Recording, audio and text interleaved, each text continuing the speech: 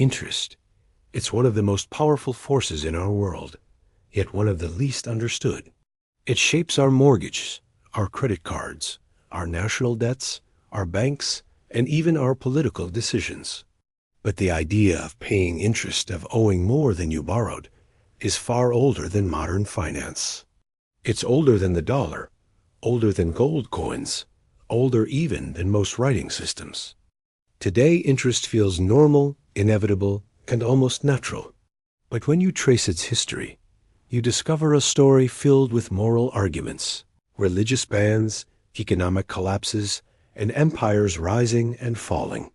A story of how a simple idea charging a price for time became the foundation of global finance. This is the hidden history of interest, and why we pay it at all. And if you enjoy deep dive videos where history explains the financial world we live in today, make sure you like, share, and subscribe to Retro Finance Files. Now, let's begin our journey. The first evidence of interest appears more than 5,000 years ago in ancient Mesopotamia. These early societies didn't have banks, but they did have farmers who needed seeds, animals, and tools to survive each season. A farmer might borrow 10 goats, and at the end of the year return 12. Or borrow a basket of seeds and repay with extra grain after harvest. To them, this wasn't exploitation. It was simply how nature worked. Animals multiplied. Crops grew. If you lent something that naturally increased, you deserved part of the increase. Interest began not as a financial concept, but as a reflection of biological growth. But this simple idea had an unintended consequence. Harvests could fail. Droughts could ruin fields. Suddenly, farmers owed more than they could repay. Over time, unpaid debts piled up. As a result, borrowers became servants of lenders. Families were forced into bondage. Entire villages fell into what today we might call debt traps. And when too much of the population was enslaved to debt, the economy stopped functioning. No one could farm. No one could trade. No one could produce. The system broke down. The ancient Mesopotamian kings realized this pattern. So they created one of the earliest known economic policies, the debt jubilee. Every few decades, the king would simply erase all personal debts. Slaves were freed. Farmers got their land back. Ledgers were wiped clean. To us, this sounds extreme. But to them, it was essential. Without a reset, interest grew faster than the real economy. And if interest wasn't controlled, society collapsed. From the very beginning, humanity learned something important. Interest is powerful, but dangerous when left unchecked. Centuries later, ancient Greece developed more complex financial systems. But the darker side of interest reappeared. Wealthy landowners began lending to small farmers at high interest rates.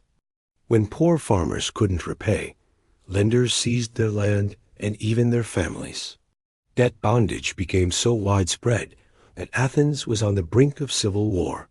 That's when the reformer Solon stepped in. In 594 BCE, he banned debt slavery, freed all citizens held in bondage, and reset the system. This was one of the earliest examples of a political leader fighting the abuses of interest. At the same time, Greek philosophers were debating the morality of interest. Aristotle famously argued that interest was unnatural because money itself was lifeless. In his words, money cannot beget money. To him, charging interest was like trying to make a stone produce offspring. This philosophical opposition shaped Greek attitudes for centuries. Even when interest was allowed, it was viewed with suspicion as something morally questionable. Rome, however, took a different path. The Roman Republic allowed interest, but tried repeatedly to regulate it. Interest rates were capped. Then the caps were removed. Then reinstated.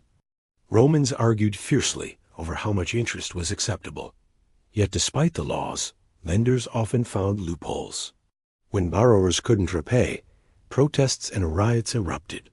Many Roman political conflicts between the wealthy patricians and the poor plebeians were really fights over interest and debt. Once again, the power of interest shaped the structure of society. As the Roman Empire expanded, it built complex credit systems. Moneylenders financed merchants, traders, and even military campaigns. But debt also weakened Rome. By the 3rd century, economic crises, inflation, and constant wars drove citizens into unmanageable debts. Emperor after emperor issued debt relief or devalued the currency to reduce the real burden. In Rome's final years, wealth inequality worsened, and the poor drowned in debt. While interest didn't destroy Rome alone, it played a significant role in its economic decline. When the Roman Empire collapsed, religious doctrine filled the vacuum.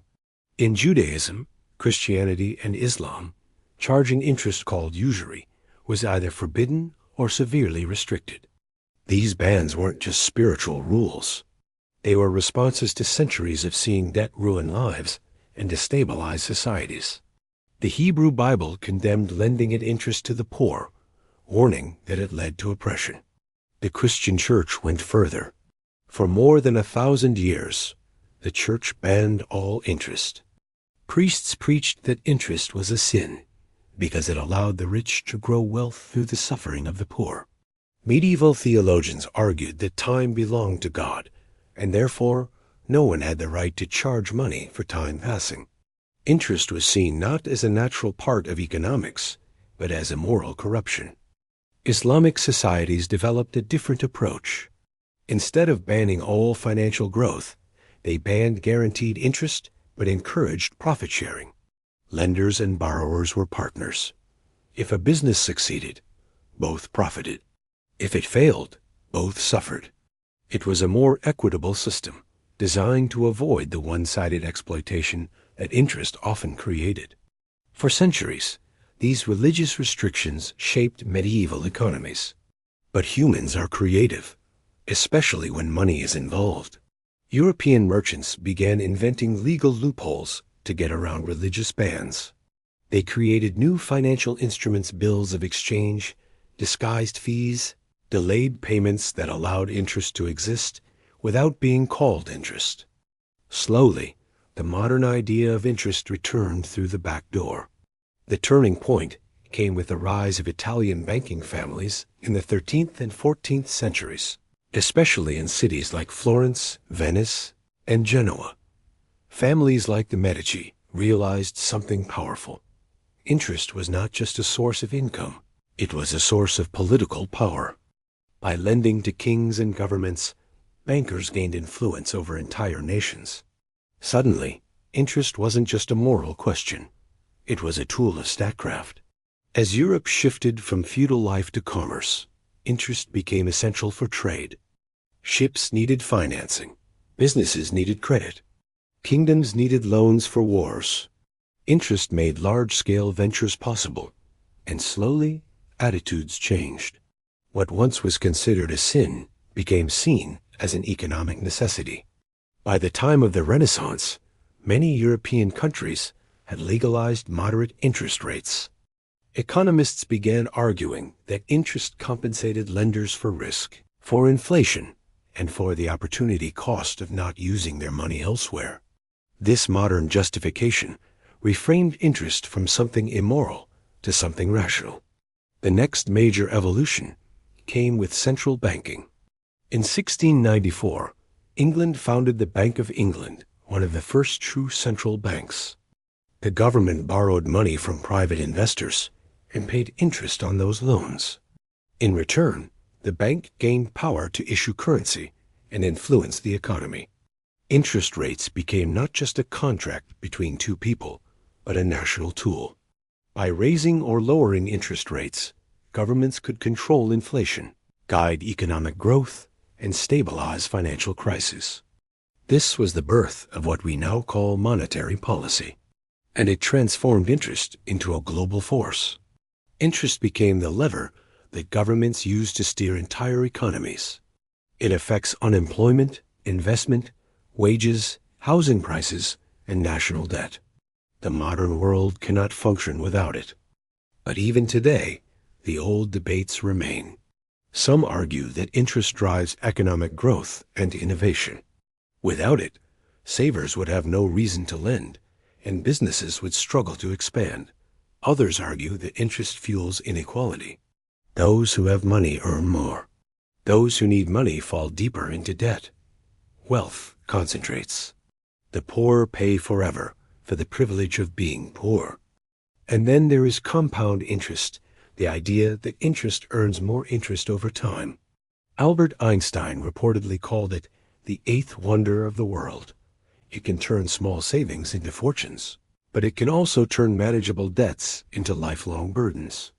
Compound interest is a mathematical force that grows exponentially, far faster than most people realize. It rewards patience and punishes desperation.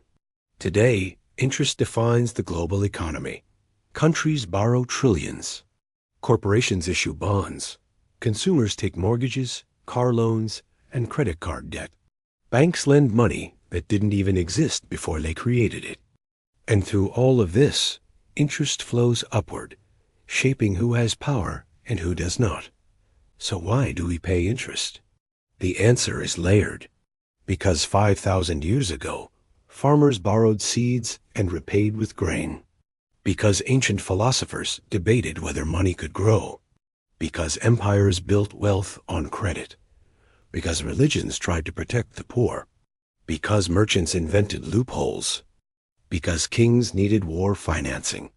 Because banks discovered the power of lending. And because today, interest is the invisible architecture of our financial world.